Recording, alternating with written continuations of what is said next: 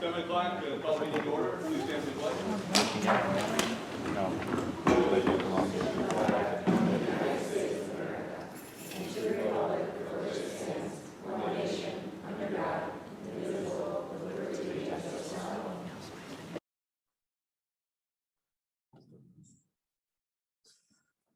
So we are having instructional leaders. The iReady Math Program K-5 will be presented by Mrs. Johnson, Mrs. Funk, and Mrs. McNeil. Good evening. We are here tonight to share with you our progress and overview of our iReady Mathematics program. Last year, we did a comprehensive pilot comparing two math programs in depth. You heard a little bit about that at previous meetings. Our committee chose iReady, and we made the commitment to this dynamic and rigorous mathematics program that is really a three-pronged program with classroom instruction, a diagnostic assessment, and personalized online learning. So our three math instructional leaders from GLP and Eden Elementary are here to talk about what goes on in the classroom and the results that we are seeing. We have Erin McNeil from GLP, Jess Johnson from grade 5, and Joanna Funk, AIS Math. And they put together a very nice presentation for you. Okay, so we have 4 different things we want to present to you. So we're going to show you about the program implementation. Thank you. So we're going to show you about program implementation and how we've rolled that out in each building. And then we have some data to show you from the time that we took our first diagnostic in September to our most recent data in January and where the buildings stand. And then how we're rolling it out building wide, and then just some pictures of the kids of math in action, just so you can see the kids and how they're doing it within the classroom.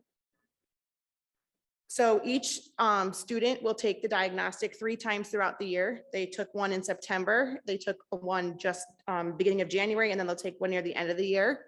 And from there, we are able to then look at 2 different types of reports. We have the prerequisites report, which helps us group students based on their needs and tells us what they need still to be more successful in the current grade level they are in.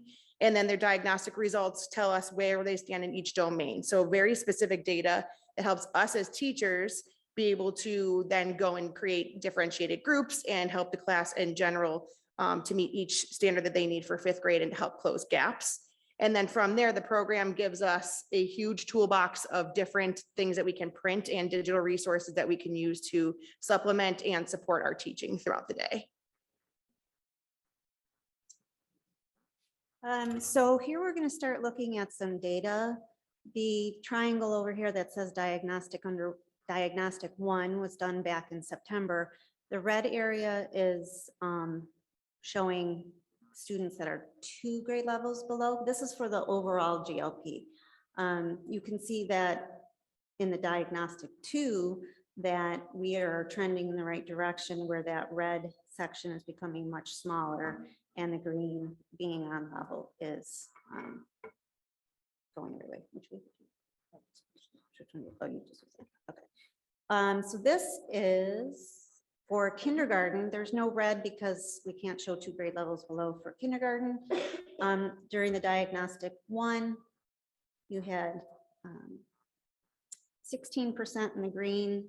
In the January, it went up to 56%. So again, we are definitely trending in the right direction. This is 1st grade. Same thing, diagnostic 1, very little green, and we're moving up. And if you notice in the second diagnostic, there is no red, which is very good. That's awesome. And this is only January, so I would expect at the end of the year to be even better. And this is 2nd grade. Again, you can see a lot of growth. That red portion has shrunk significantly. And the green is getting bigger. Oh, that sounds good. And we have the same data for Eden Elementary. So this is overall for 3rd, 4th, and 5th grade. We went from 17% in the green to 45% in January, and the 25% in tier 3 down to 11% overall. And then I have it broken down by grade level. So 3rd grade, very few in the green in the fall. We got more in there in the winter. This is fourth grade. So 21% in the red to only 11%. And then our fifth grade students. So we significantly increased, we almost doubled our students in tier 1 from 25% to 52. So all really great data supporting this program. We, at the elementary school, we had a few classrooms that piloted this program last year. So starting this year, I really wanted to make sure that we were encouraging students to get onto the MyPath program, which we're going to talk a little bit more about what that is a little bit later. But we started an incentive, and for every 12 MyPath lessons that they pass, they receive a pin and their name read on the announcements. And this student has 84 lessons passed already this school year. So she's our highest one in the building. And here's some other students with their lanyards and their pins. So the kids are really liking that incentive. Okay, so we just wanted to show you some of the math in action, just to show you the kids. It's always nice to see the kids when they're in and doing this program. So our routine every day is called the try, discuss, and connect routine. So each day the kids are asked to try a problem the best that they can. They might not be successful at it first time. They might only get a couple things written down, but then we have them discuss with a partner, and they usually have a prompt that they follow that we help them get started with. And then they move into connecting it to their whole learning across the class. So again, the students are the ones doing the teaching and the learning together. We have moved away from being in front of the class all day for an hour talking at them and moved more into the coach and cheerleading role and supporting the kids and making sure that they can have those strong mathematical conversations. And if you walk by any of our rooms, I can guarantee you're hearing conversations. They're up and they're about. They're not just sitting at their desks. They're using whiteboards. They're up at the board presenting. They're working at small groups. They're working with just a partner. So it really kind of depends on the lesson, but it's a lot of different movement and discussion based. So go ahead. Yep. And this, like the top left picture there, are students that are all solving the exact same problem, but 4 or 5 different ways there. So that's kind of a really neat thing that we're noticing with this program, is that students are able to bring in different background knowledge and solve the way that they see the problem. And we encourage them to solve with their strategies. So it's kind of cool seeing that. So these are some of the students at GLP. And then we have some of the students at EE. And again, you see some of them working in their books, some of them working on whiteboards. They have manipulatives out. They're really engaged in conversation and explaining to each other what their process was. It's never like, is your answer right or wrong? It's just, how did you start that? Or how did you get there? Or what strategy did you use? Because they don't know if they're right or wrong at this point in the process. So the MyPath is the technological part of the program. In the GLP, the students use iPads, and MyPath is an individualized path that the children take, and it's based on how they perform on the diagnostic. So for diagnostic 1, based on how they did in that, there's 4 different domains, and then they are given lessons within there to work on independently. This is what they can do at their own independent level. And then the program works them through it. We just took the second diagnostic. So children who jumped way up, their path changed. They're now, it's adaptive to what they're doing on the diagnostic. And then we just have a little picture here. Whoops. This is a little boy at the GLP working on his MyPath.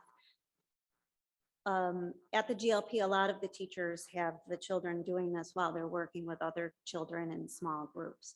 They're able to do it independently.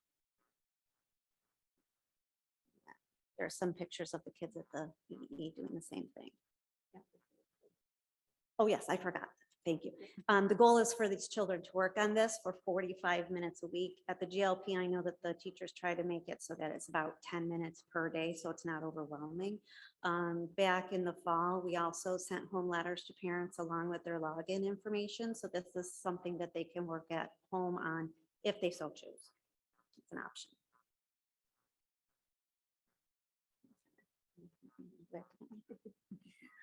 So like I said, we are moving away from the approach of a teacher standing in front of the class for an hour, talking at the kids, which has been, I know personally has been a great change for me, and I've loved every minute of it. I'm that teacher that likes to be around my classroom and out and about. I don't like talking at them. I tell the kids all the time, I hate the sound of my own voice. So it's nice to be able to hear their conversations and to be able to jump around and support them. And the first couple of weeks, it was definitely a learning curve for everybody to not be talking at the kids for an hour, and also to get the kids to have conversations. So it was nice to have that time to like walk around and be like, so what are you talking about? And just get them to start talking to you. And now to hear the mathematical conversations it's really crazy and eye-opening how much they are learning from not only each other, but it's probably a 15-minute lesson from the teacher. And then after that, they're having discussions with themselves or with groups, or we have them in differentiated learning groups and doing centers and rotating them through different things. So it's a lot more individualized time with the kids, which I know I personally love. And it's letting us be able to reach the needs of a lot more kids at the same time. So again, this is just the different ways. I know at GLP, they have, kids coming up to the board, they have the small groups going on. And then same at EE, you can see like the one friend here in this photo, he's up at the board teaching and Ms. Grimaldi is supporting his thinking and his thoughts. And then you have teachers that like walk around the room and are supporting and looking at them having conversations or running small groups. So it's just been really nice to be able to give them all aspects of the day and not just be talking at them straight for an hour. And that's all we have. Is there any questions that we can answer? I've got a couple. Yeah. Okay. So first, when Mrs. LaRosa introduced you, she mentioned that there's a pretty extensive pilot that went on last year, right? Were Yes. you all involved in that pilot? I was, yes. were? Okay. Yes. And you were not? Well, this is perfect. That leads to my follow-up question. So as someone who is not, and you entrusted your colleagues in their work, how has this met what you were led to believe it would meet? Has it met the goals of the program? Is the I'm not asking this question real well. So compared to those who were involved in the pilot, has this met your expectations? Thank you, Mrs. Horschel. Has this met your expectations? I believe so, and I think it's probably, we only have one teacher at the GLP pilot, and from what he is sharing with all of us, that he is amazed at what the teacher, what they're doing with that. We ran some like after school things with the teachers because there was a little bit pushback because it is such a change. And one of our teachers said, like, I'm just having so much trouble getting them conversations going and, fitting this all in. And about a week later, after we gave her some tips, she came back and she's like, you will never believe the conversation that my students just had today. Like, they've never done this before. Like, they are making so many connections that they've never made before. So it's really cool to see that. When you enter a classroom and it doesn't matter how old the children are, and they're talking about math, it's one of the most powerful things you're going to experience. And what you said a second ago really resonated with me, that you've had to change your game and your approach. Mhm. Right. And so I give all of our teachers that are involved with this a lot of credit for the willingness to take those risks. I also give Mrs. LaRosa and Mrs. Carter and those who were involved a lot of credit for pursuing this. And I'm going to put my superintendent hat on. I'm going to remind the board that it was about this time last year when we started preparing for this year's budget, which we'll be doing a little bit later today. And what you heard today is the culmination of how a district works together, from those who are doing the work to those who are supervising the work, to those who are supervising me doing the work. And that's to identify a problem. And we've had a problem with our math results, and then look at multiple solutions, listen to the experts in the field, select the solution, and then invest in it. And that's what we do with our budget during the school year, or with our school budget, is we invest in children, we invest in the process. The results that you showed are way better than I expected in January. And I know Mrs. Carter and Mrs. LaRosa many times said, you just need to be patient.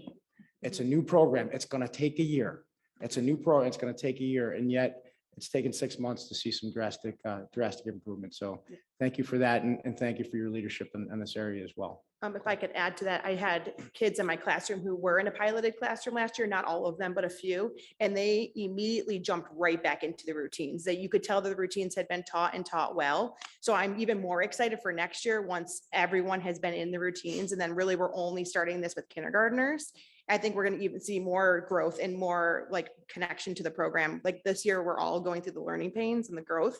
But I think next year, just from like watching those 4 or 5 kids that were in a piloted classroom last year to mine and just see them just jump right into the leadership role. I'll come up to the board. I'll come up to the board, or I'll share my ideas. And you could see like already that they had built that. And there's not a kid in my classroom who isn't willing to come up to my board at this point and teach, which is huge because math is not a strong suit for all kids, and coming up to the board in front of a group of your peers is not something any of us want to do. So to see the kids volunteering and being willing to make those, what do I want to say, making those risks, yeah. they're taking those risks, and that's, as a teacher, is a great thing to see. So Yeah. And so we're fully implemented K-5. That's correct. We're Yes. piloting in 6th grade this year. Right. And I Yes. know there's some discussion about how this can continue vertically and, whether it should and whatnot. Of course, we have to examine that deeply as well. I heard, I think just today that our 6th grade teachers are experiencing some of what you've experienced and what you've shared. And the discussion was, but think about when the 5th graders come up and they already have a year under their belt, which is exactly what you just talked about. Mhm. So that vertical alignment and how well that should work for a long time. yes. Can you just tell me, what was the name of the other program that you piloted? Into math. Into math. Oh, thank you. Yep. So just like any new software and learning things, you probably only expose like the teachers to so much so far. And you're probably like, all right, what else can this program do? Is there any plans for, additional professional development to basically really pop the cap off this thing? And So all of our professional development days this year for K-5 were based on a half day with a trainer and a half day for each grade level to collaborate together on how they want to implement what they learned. So January 30th, there's a half day, and then again in March. It's a full day, but they get a Yeah. half day with the trainer, a half day with the grade level. Working on pacing guides, exploring more resources, because the online resources are endless. And every teacher has access to, no matter what grade level you teach, you have access to K through resources. So you can And Curriculum Associates is very strategic with their professional development, because I know like when I started, I want to jump into everything, and I would ask like, what about this? And they're like, nope, you're not there yet. Let's go through this first. So they had a step-by-step process that they really wanted us to follow to make sure that we rolled it out correctly. So that was nice to have that too. And I know as leaders, Joe, Aaron, and I have been at countless amount of after-school Zoom meetings. We've gone to trainings ourselves and then brought it back to teachers through faculty meetings, or like holding after-school meetings and giving the information out that we have, sending emails and such that way too. So the 3 of us have been making sure that we continue to go into different trainings, and the trainings that we've been going to are with different people around Western New York. So we're hearing how other schools in our area are rolling out this program and seeing our data comparatively to theirs. So that's been interesting too, to be able to see that where we are comparative to everyone else. And just with us only doing the program full out for 6 months, we are right with everybody else, which is great. So. But I do think it's important to note also that there are several districts in the area that they do the benchmarking diagnostic, which is a good tool. It's great to have that data. It's very comprehensive and very rigorous assessment. There are some districts that have that and MyPath, which is your personalized learning part of it. But really the meat and potatoes of it is that classroom structure, the routines that they use, and not every district is implementing. So we have the full package.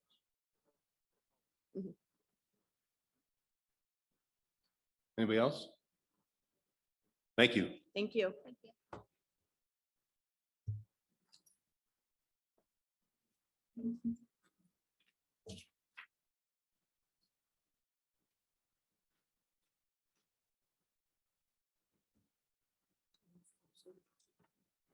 Um,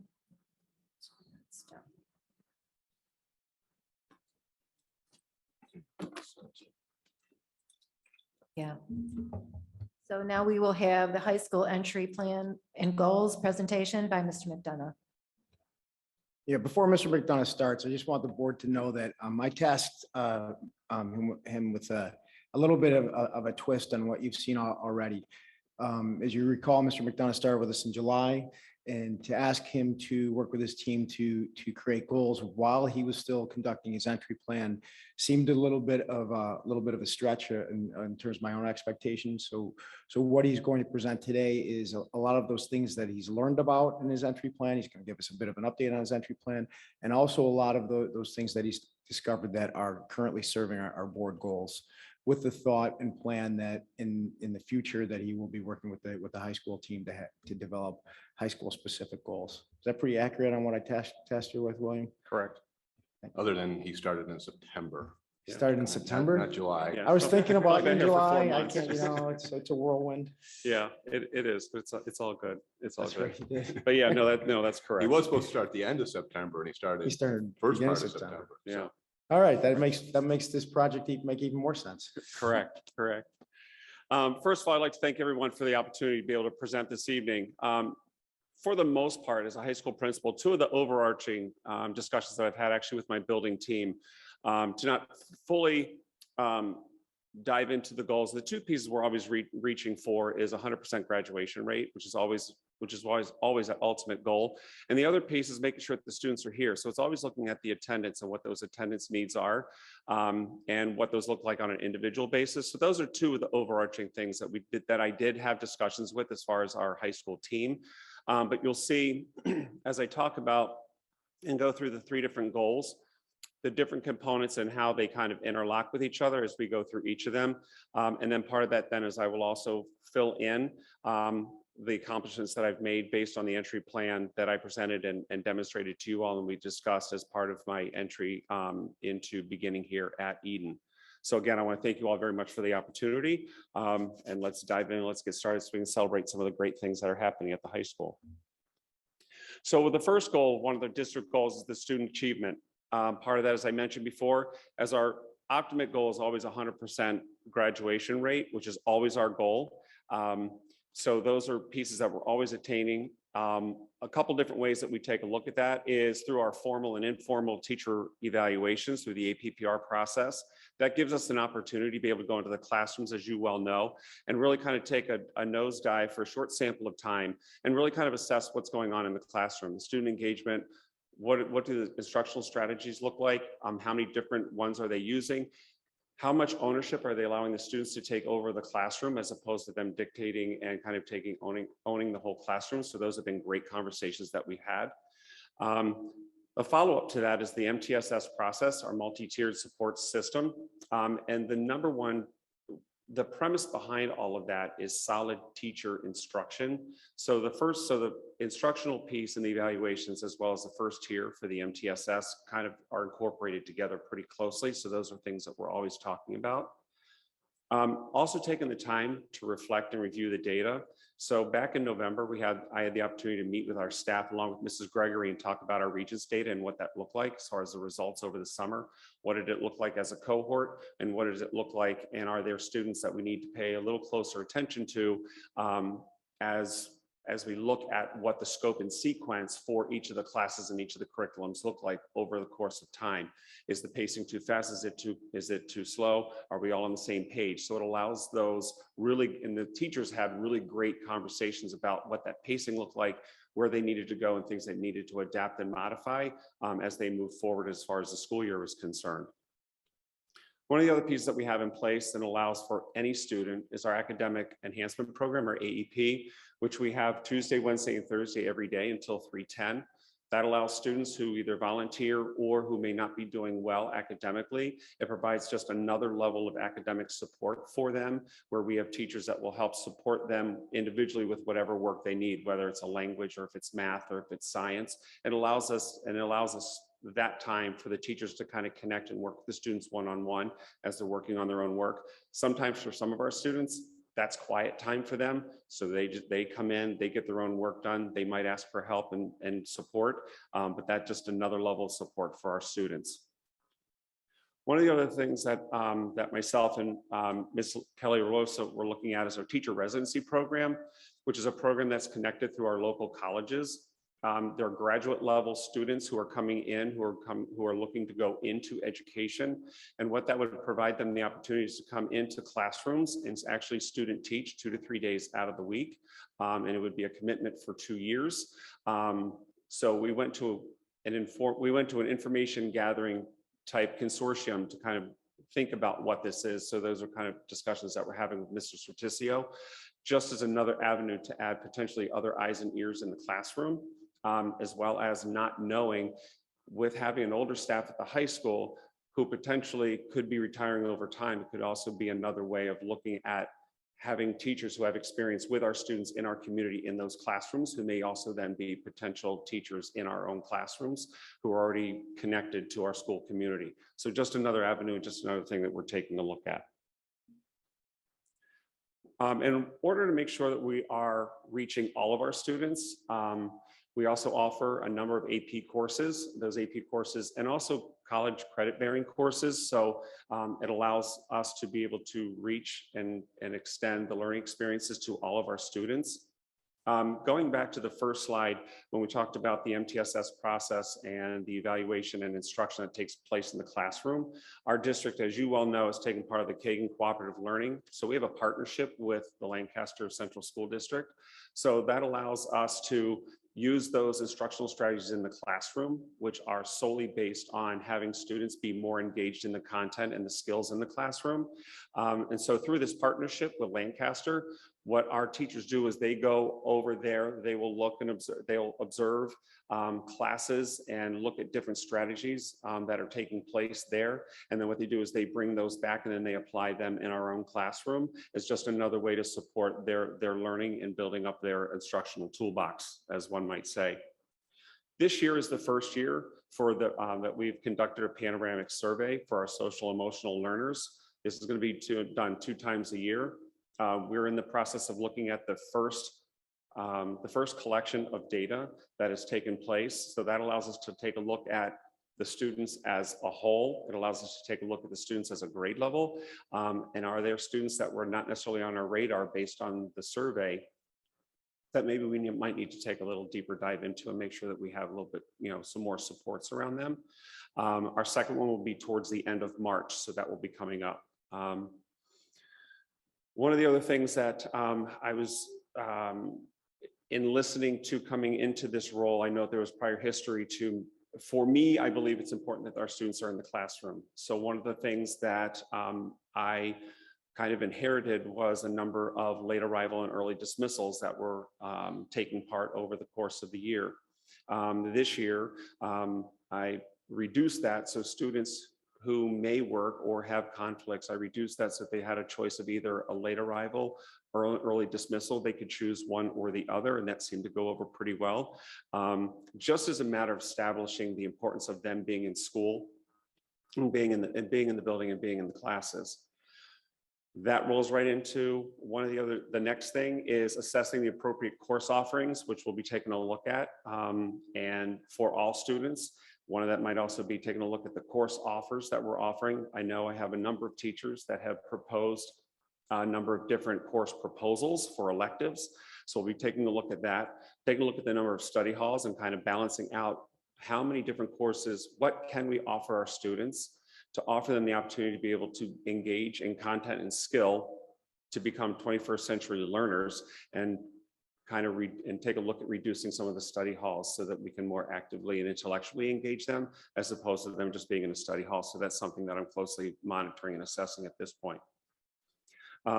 As far as the attendance piece, it's really important that our students are in school. So we have measures every 3 weeks, 5 weeks, 8 weeks, that letters go out and that we're reaching out to home to find out if there are certain concerns for student attendance. That allows us to get our arms wrapped around the students and the families to figure out what we can do to put things in place to help support them and figure out what needs there might be so that we can get them back into school if there's something that we can do to help or support them in that manner.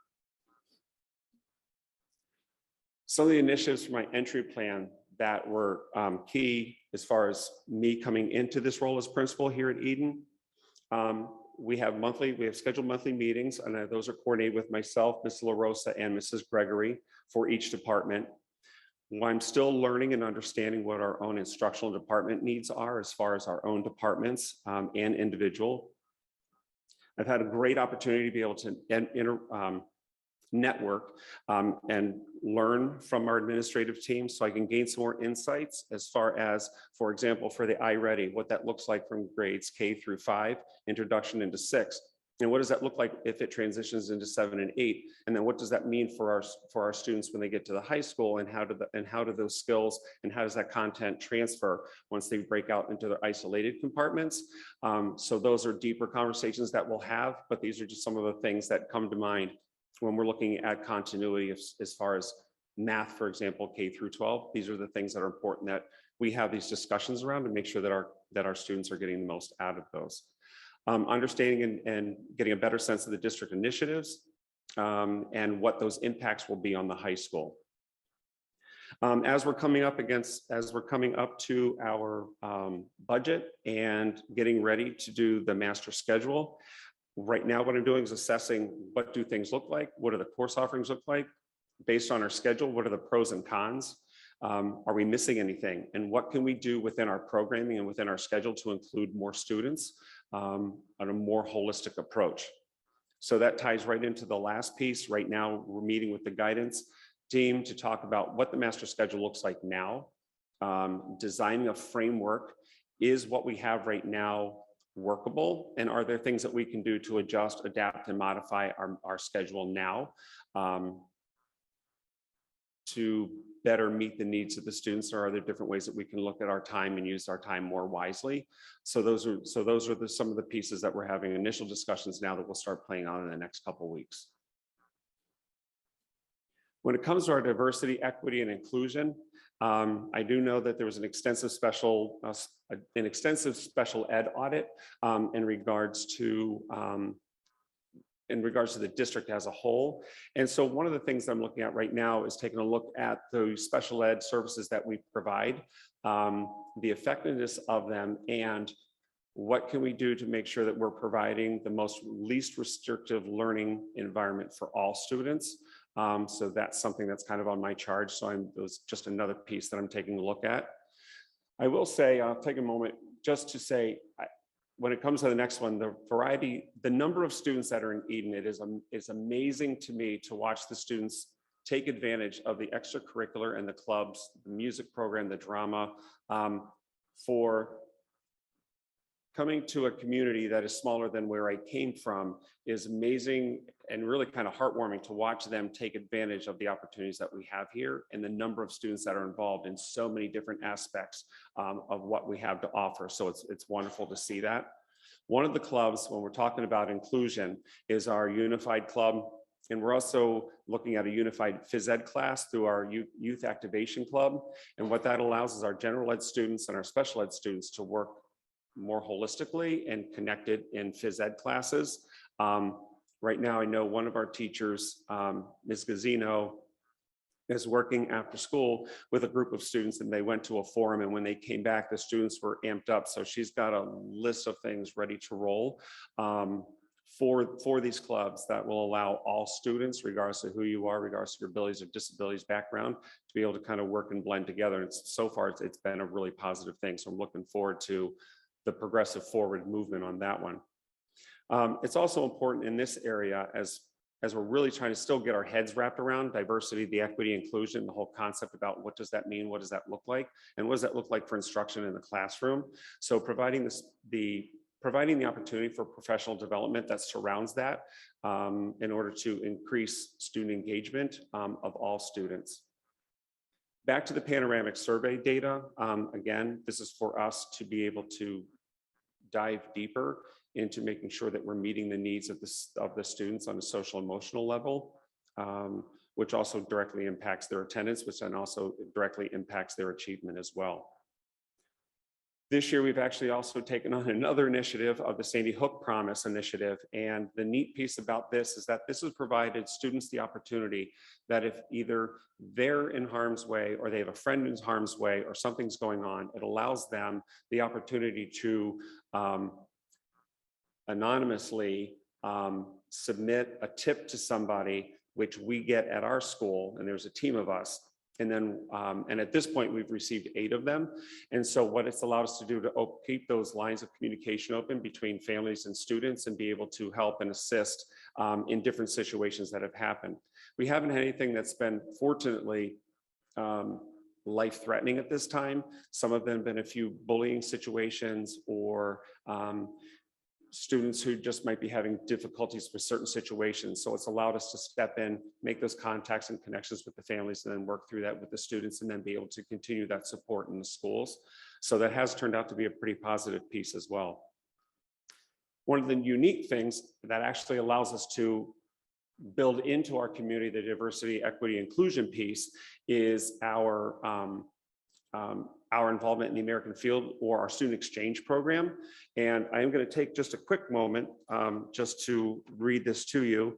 And that, dear Principal McDonough, is with great pleasure that I reach out to you today to share a certificate in recognition of the significant contribution your school has made in making the world more just and peaceful through the partnership of AFS USA.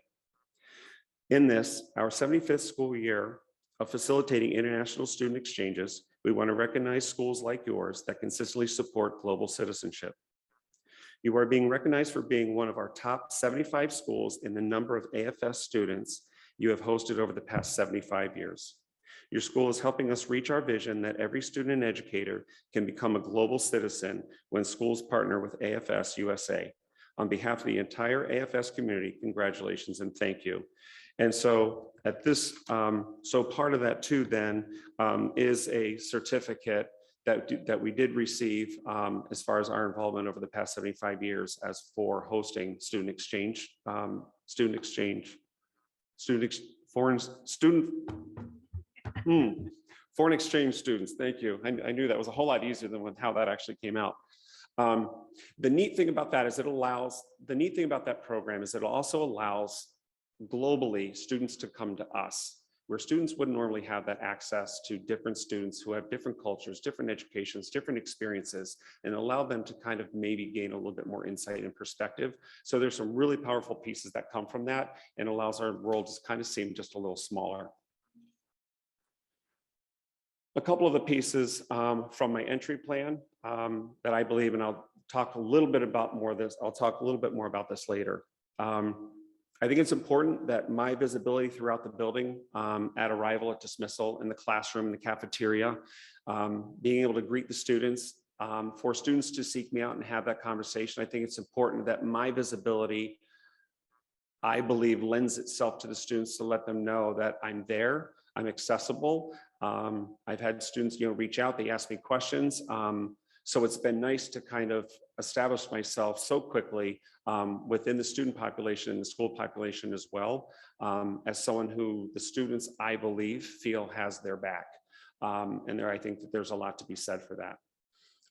At this time too, very soon, I'll be meeting with, I'm now establishing a principal advisories council, and that will allow me to kind of get a better ear to the ground and have input from the students and get their perspective. I think it's definitely important for me, as I mentioned through the interview process, that I think it's important that the students have an ear and that they have a voice. I think it's also important that this will also allow me the opportunity for them to understand where some of the decisions, some of the choices come from, just to open up that dialogue. And based on the number of students that I've interacted with at this point, they're definitely smart and mature enough to be able to handle those conversations. And I think they've received those pretty well. One of the last things, again, and it was kind of in the first part too, was assessing the instructional programs and taking a look at that. And more of it is the last part of that is what can we do to include more students and provide them more education and more classes and a variety of opportunities for them to learn. So that's why I kind of reiterated that one and for number 2. And the last but not least is we're going to be getting into the building of the budget. So making sure that I'm being smart financially and that we're using our money in smart, productive ways. So I'm also in the process of evaluating staff needs, course needs, clubs, and activities as far as what we need, what are crucial, what are our needs, and what are our wants, and making sure that money's being used in a smart way. And I just want to make sure that we're being respectful of that and respectful of tax dollars. And last but not least, one of the pieces too, each of our departments, they have their own needs. So we have established, along with myself and Mr. Savoni, the middle school principal, a rotating equipment replacement cycle so that we're smart about using the money, and that when it comes to the planning, we know what's coming up and what pieces of equipment are needed as the school years go on, so that the services that we're providing and the education that we're providing, there's no lag time because we're in lack of equipment. So that's just another piece of that. So that's why I added that one there. At this point, that's all I have. I was going to end with the visibility piece and the connectedness to the kids. And I think that that's been a really huge, crucial point. And I think through the process of it all, I think that was my number one piece that was important for me to make sure that I got across. And I would say so far, 4 months in, I would say so far, we're definitely moving in the right direction. I'm looking forward for things to come. Any questions?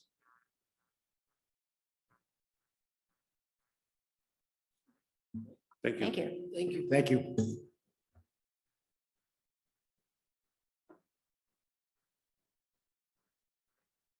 And I know you're doing the rollover budget right now, right? I don't have my screen up yet. Mrs. Feldman is doing the rollover budget right now.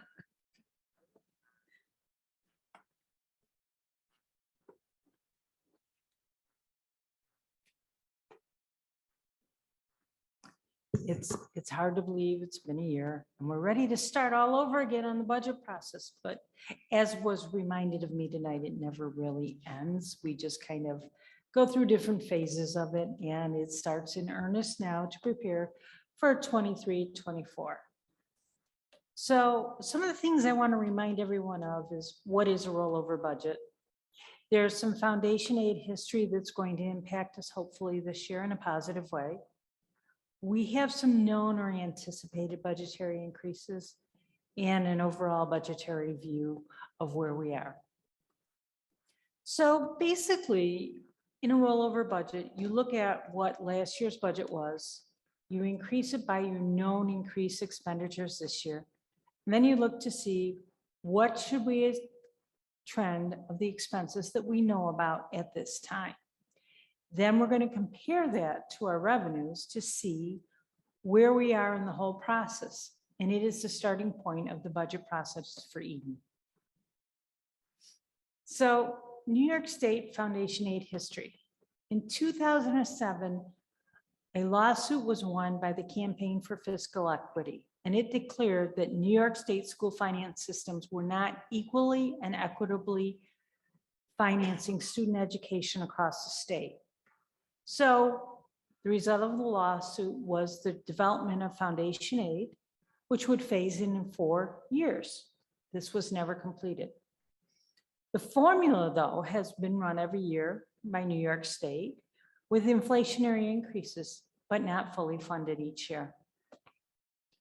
So in 2019, New Yorkers for Student Education Rights again created a lawsuit to fully fund foundation aid, and they won in 2021.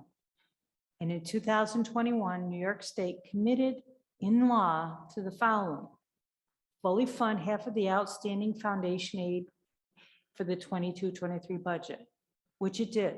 But I want to caution you.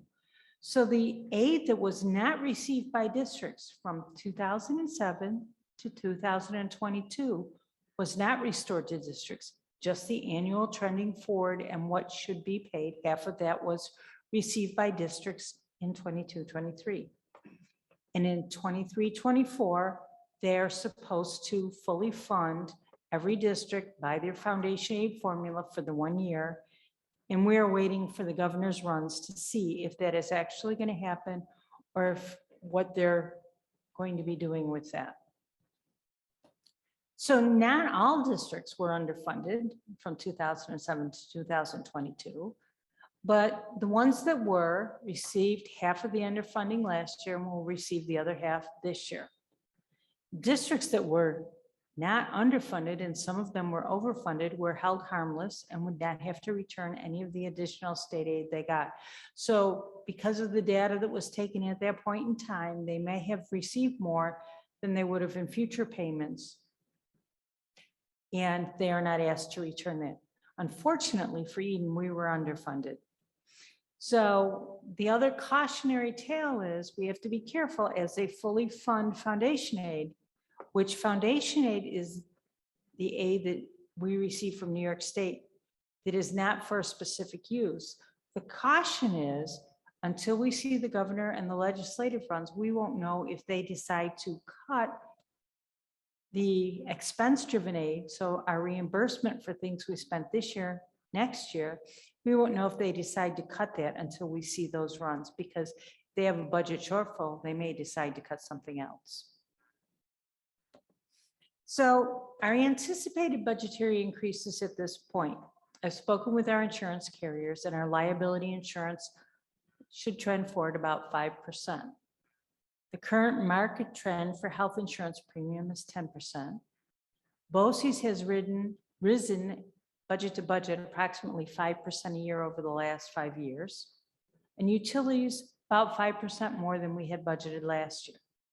Our debt service, that's our mortgage payment. It was increased because we bonded our current project last June. And we also have an updated amortization schedule that says how much our principal and interest payments are each year, so that we know what will be moving up on those expenses.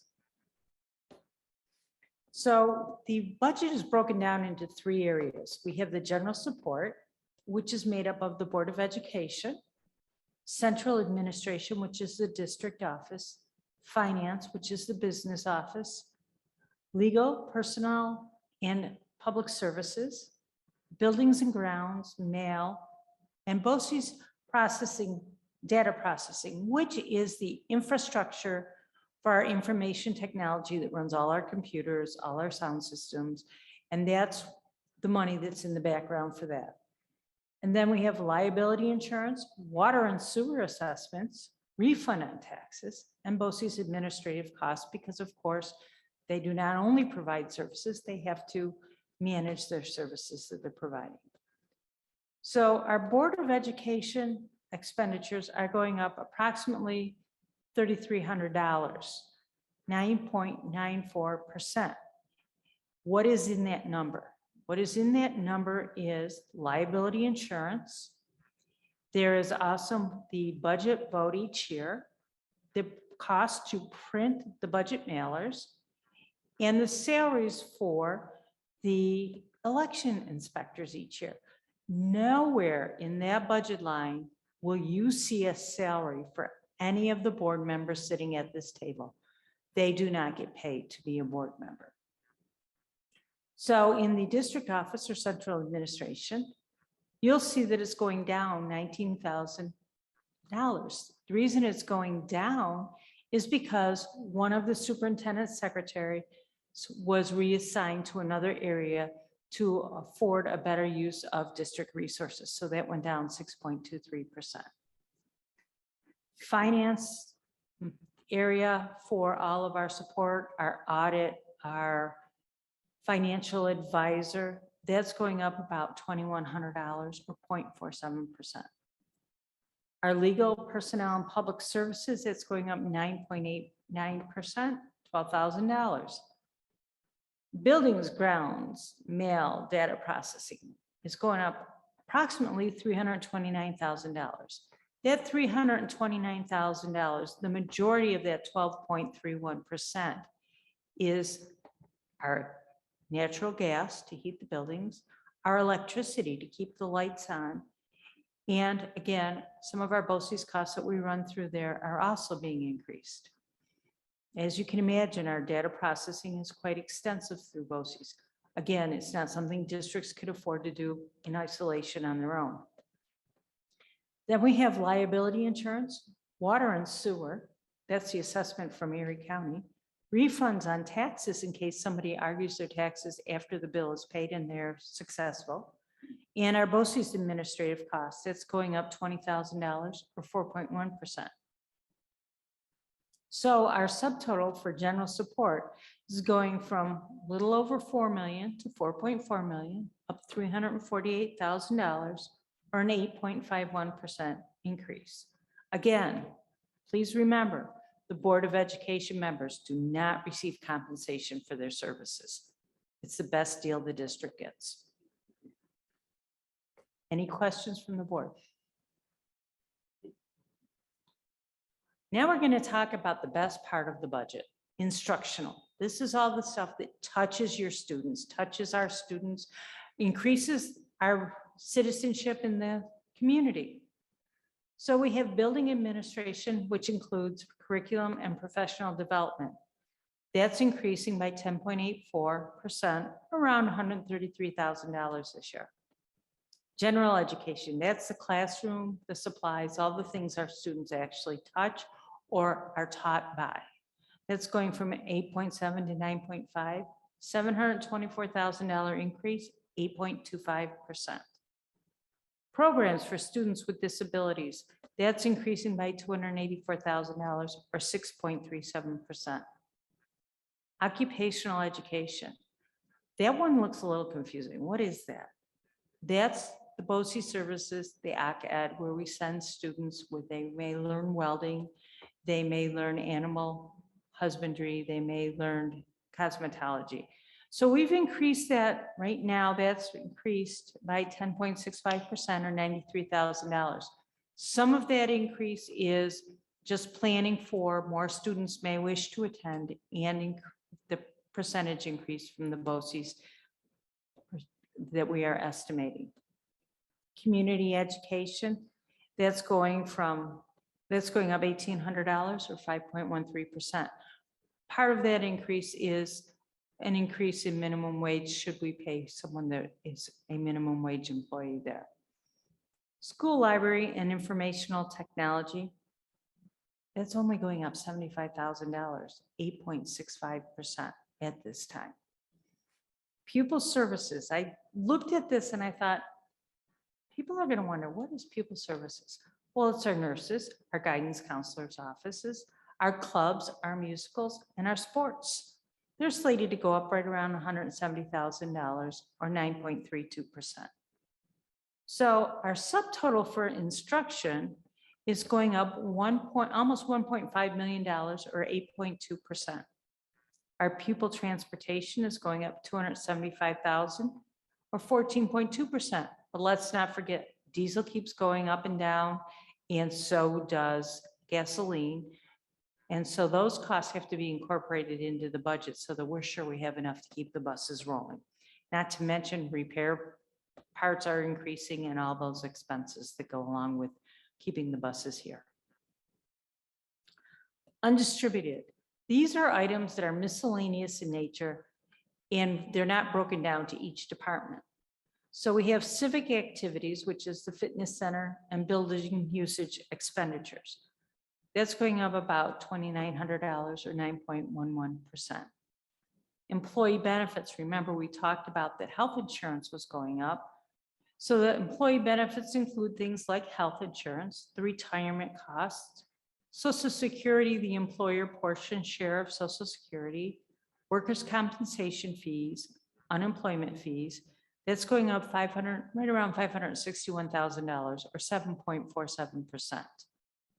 Our debt service, our mortgage payments, this looks huge, but this is not a surprise that our debt service schedule and the bonding of the current project is raising those costs by $901,000. That's 45%. But again, it's not a surprise and it's something that was anticipated. Interfund transfer, that looks like, what is that? Well, in interfund transfer, we have money that we have to send to another fund, and this is just an accounting terminology, for our capital outlay of $100,000. The balance of that money is the district's portion that we have to pay 20% of our extended school year for our students with disabilities, their summer school. And any losses that in the cafeteria have to be made up by the general fund. So those are looking to stay static at $170,000. So our total expenditures for the rollover budget we're looking to increase by $3.5 million or 10.56%. Any questions? Now we're going to put it all together, so no heart attacks, please. We looked at last year's revenues and we're saying we're not getting another penny. Where are we? We have had $33,836,483 in revenue last year anticipated in the budget. Our anticipated expenditures at this time, before any reductions or any shuffling of resources, is $37,409,444. The gap to fill, the task for this budget season is $3,572,961. Again, some of that gap will be filled with reductions in expenditures and some will be increases in revenues.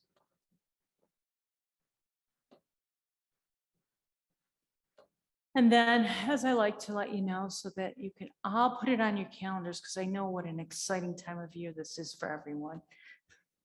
January 31st, we expect the governor's budget runs. It's our preliminary estimate of what kind of revenue we can expect to receive from the governor. February 15th is the next Board of Education meeting, which there will be a budget update presentation. March 1st, districts are required across the state to send their property tax cap calculation to New York State. March 15th is another Board of Education meeting. And historically, we've had a budget workshop in March, which is yet to be determined the date or time. March 31st, we're hoping for an on-time legislative budget between the governor and the legislature so that we know where we're going to be and what our final budget must come out to be. Last year, they were, I think, about a week late, if memory serves me correct. Then in April, we haven't decided the actual date when I look on the website for the April Board of Education meeting. That will be when we tentatively adopt the budget, so that by April 24th, I can submit the New York State tax report card. And that is, in essence, telling them what our budget is planned to be. On May 2nd, we will have a presentation to invite people to come and see what we're doing in the school and hear what the final budgetary numbers are that they will vote on May 16th, when we invite them to come to the middle school, high school from 9 a.m. to 9 p.m. to voice their opinion on our budget. That's the conclusion of this presentation. So let me interject here. The first budget presentation is always the most alarming, and it's the one we have the least information to present. We don't know what our revenues are, and as Mrs. Feldman pointed out, that comes in foundation aid and expense-driven aid. It comes in sales tax. It comes in a lot of different ways. We are absolutely at the best guess stage right now in terms of revenue. The revenue we receive from the state and we receive from the county has a direct impact on what we may need to ask for in terms of a tax levy from our taxpayers. So if you are going to judge next year's budget based on today's presentation, you would walk away very alarmed. Please don't do that. Okay, there's a lot more work that needs to be done, including obviously on the expenditure side. The increases are all estimates. We haven't really dug deep into programming yet either. There could be some increased programming costs. There may not be. There could possibly be some reductions. There is one retirement on the slate for the board to consider today. Other retirements from one of the units are due by the end of this month. Who knows?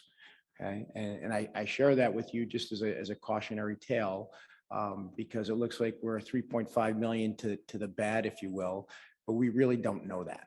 That's worst case scenario today. And if you continue to come to these meetings, you'll see that it gets better and better and better as we gather more information or are able to do more work on it. Okay. Thanks for your presentation.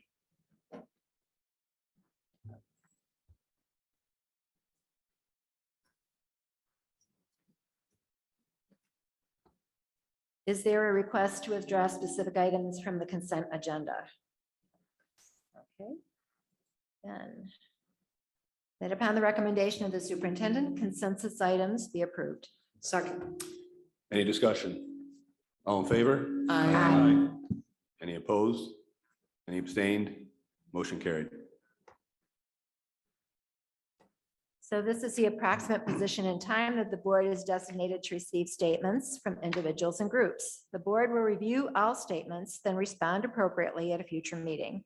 All persons in attendance are required to sign the attendance sheet and designate their representation status. For example, parent, teacher, bus driver, chamber of commerce, etc. There is a 2-minute time limit.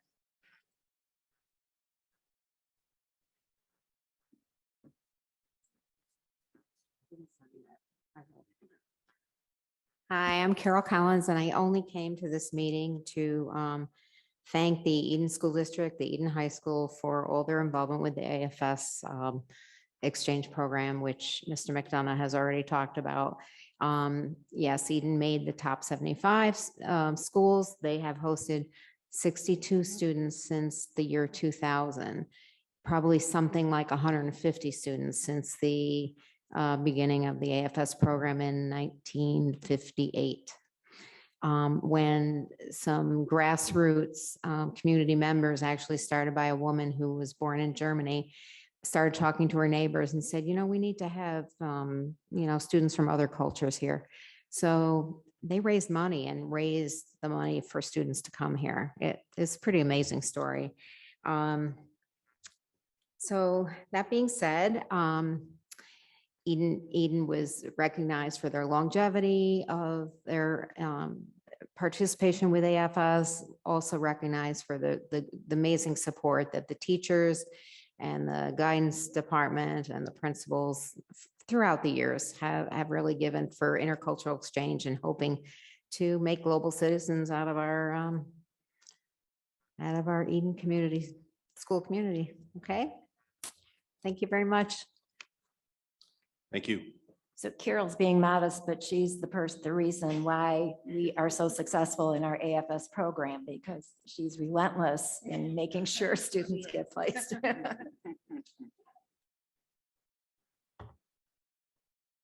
Anybody else? Okay. On to new business. That upon the recommendation of the superintendent, the resignation for the purpose of retirement of middle school science teacher Michelle Burney be accepted effective June 30th, 2023. The board and administration wish to thank Mrs. Burney for her 25 years of service to the district. Second. Any discussion? All in favor? Aye. Any opposed? Any abstained? Motion carried. Okay, that. New appointments. That upon the recommendation of the superintendent, Dawn Howie be appointed on probation as a bus attendant effective January 19th, 2023 and ending September 18th, 2023. Salary is based upon ETA contract level 4, step 1. Note, Dawn is currently a sub bus attendant for the district. Second. Any discussion? All in favor? Aye. Any opposed? Any abstained? Motion carried. That upon the recommendation of the superintendent, Hannah Salisbury be appointed on probation as a bus attendant effective January 19th, 2023 and ending September 18th, 2023. Salary is based upon CSEA contract level 4, step 2. Note, Hannah is currently a cafeteria monitor for the district. Second. Any discussion? All in favor? Aye. Any opposed? Any abstained? Motion carried. That upon the recommendation of the superintendent, Alexandra Cummings be appointed on probation as a teacher aide effective January 19th, 2023 and ending September 18th, 2023. Salary is based upon CSEA contract level 4, step 1. Second. Any discussion? All in favor? Aye. Any opposed? Any abstained? Motion carried. That upon the recommendation of the superintendent, Matthew Heyer, who is currently professionally certified in students with disabilities 7 through 12 generalist, is hereby appointed to a probationary position in the special education tenure area for a probationary period commencing on February 13th, 2023 and ending February 12th, 2027.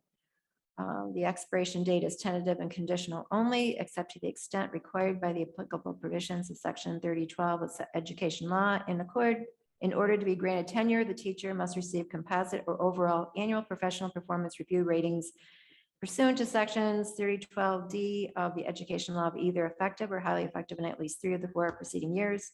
And if the teacher receives an ineffective composite or overall rating in the final year of the probationary period, the teacher shall not be eligible for tenure at that time. Salary is based upon ETA contract masters step 2. Second. Any discussion? Just a comment regarding this young man. It's always wonderful when an Eden graduate comes out absolutely on top in the interview process.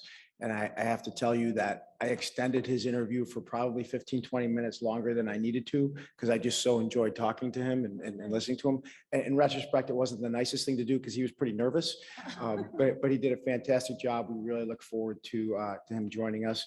And before I forget, Alexander, give us a wave. Congratulations to you.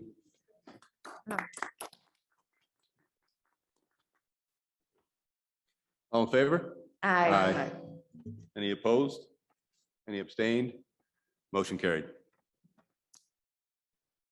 That upon the recommendation of the superintendent, Gordon Donnie Rogers be approved as a 19A trainer for Eden Central School effective January 19th, 2023. Second.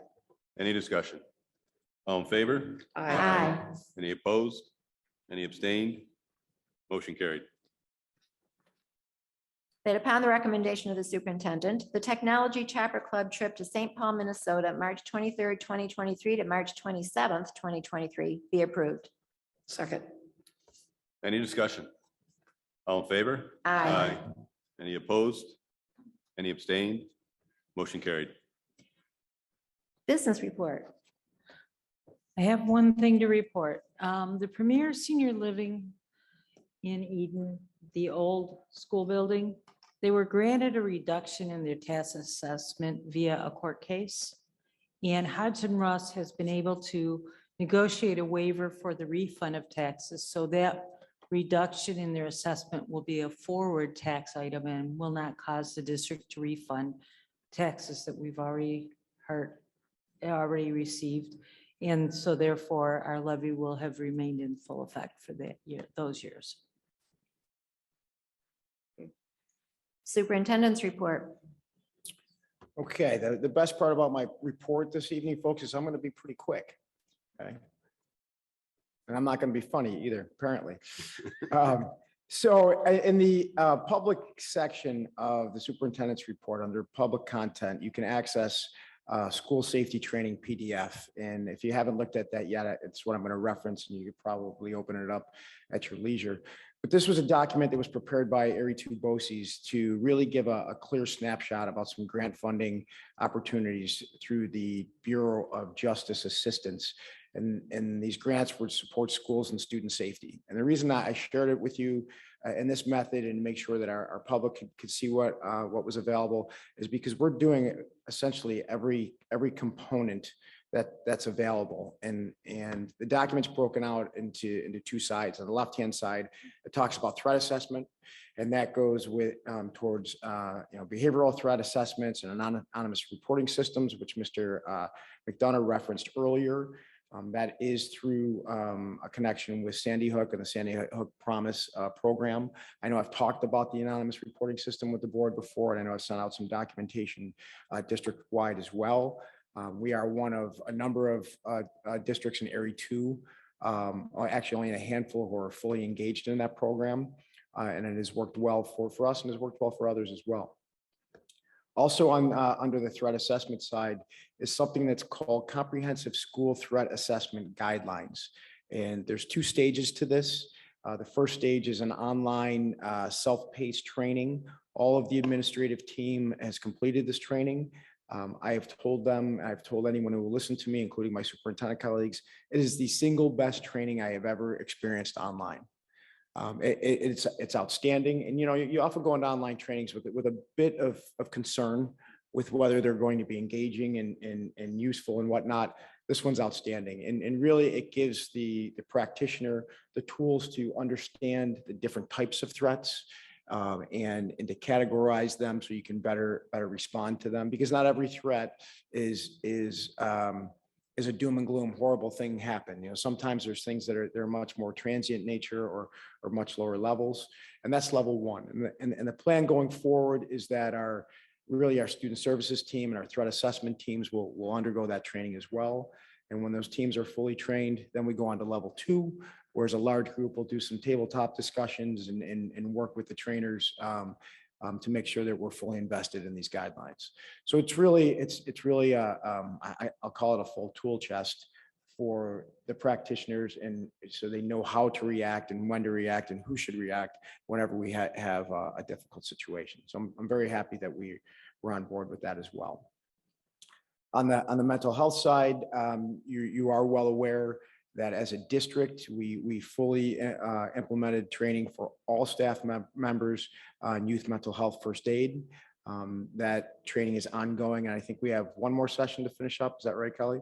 And what a heavy lift, and thank you for that. I know when we first started talking about this, we was concerned whether we would be able to get to everyone, and if we haven't gotten to everyone, we've gotten near everyone, and that's pretty incredible in its own right. And as I mentioned before, that training is to give the tools to people who work with children or work in our system to make sure that they know how to recognize difficulty and how to respond as well. So any questions about that? Okay. Two more updates. One, I have a construction update for you. I'm not going to talk about the lights out front until they're actually working. So don't ask, because I don't have good news there. But I did receive word earlier today that the library will be back online on Monday. That's fantastic. There are, of course, a few minor finishing touches that will be addressed. The space is ready to welcome our students. Now, I don't know if the library is going to be welcome our students because we have some books to stack and some things to do, but we're right there. We're right on the edge.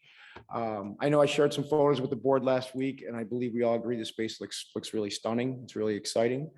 And I know Mr. Sutphin suggested that we may want to host a future board meeting there. So I hope the gentlemen in the back are listening so they can plan a month in advance for what we're going to need to do over there.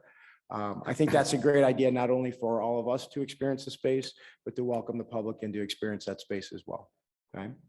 And finally, last meeting we had, we heard from the public regarding a potential snowmobile day, and we had some discussions about that, and there was some concern. And I can tell you that I've personally done an awful lot of work learning about snowmobile days and how they operate.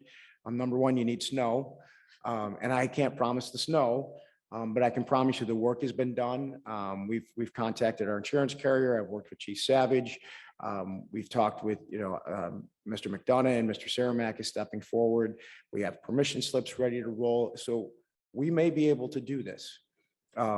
Obviously, part of this is working with the students about expectations and safety, and the Eden Snowmobile Club is, we've been connected with them, and they're willing to groom a trail for us and groom a place for these vehicles to be parked. So it's almost there. It's almost there. And it was a lot of work, but it's a student initiative, and that's what we're here for. Students come up with an initiative, they want something to happen, they want, and they're willing to, be part of it and do the work, then we should do this. And you've heard me say before that we start with the could, can we do this? And then we move to the should. And we can. I didn't find any of the roadblocks I expected. And now it determines whether we should. And Mother Nature's she's at bat, and I can't affect that. So that's all I have at this point.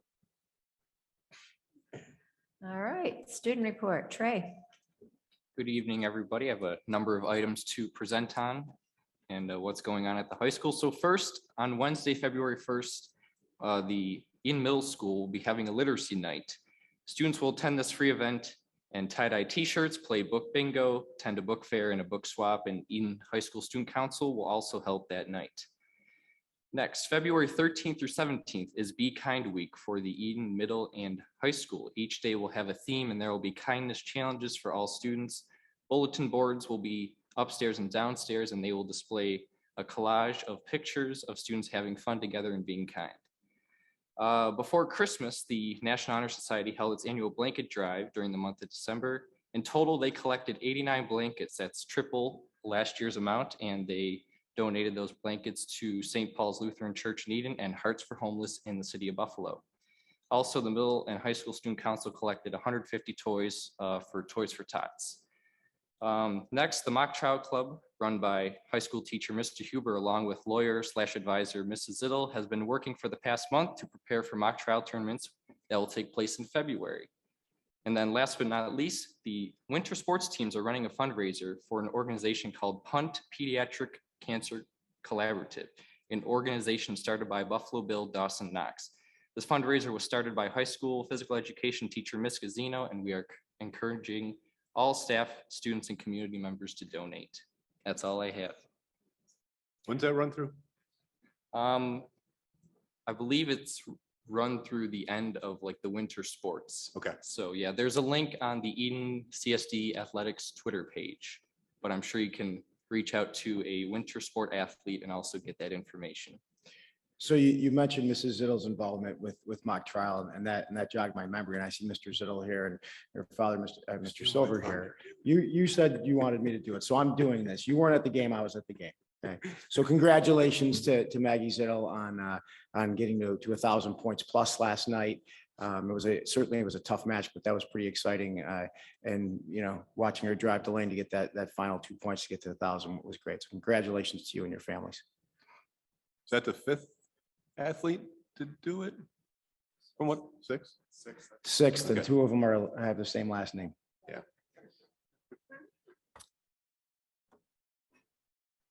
All right, board report roundtable. I would just like to thank the presentations today. Two of the three were very uplifting. I'll leave the other one over there to the downer over here. So, no, but thank you so much, Mr. McDonough and the iReady team. It's good to see work being paid off. So, thank you.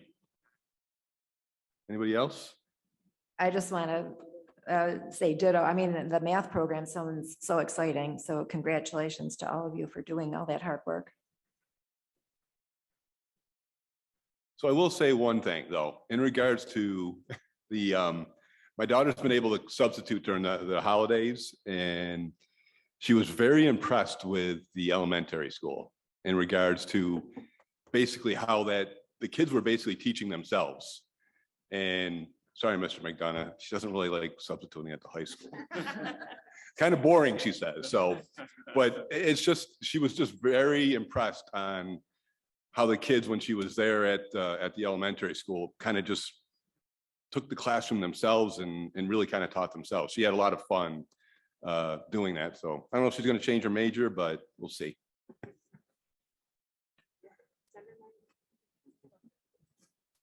Anybody else? Okay.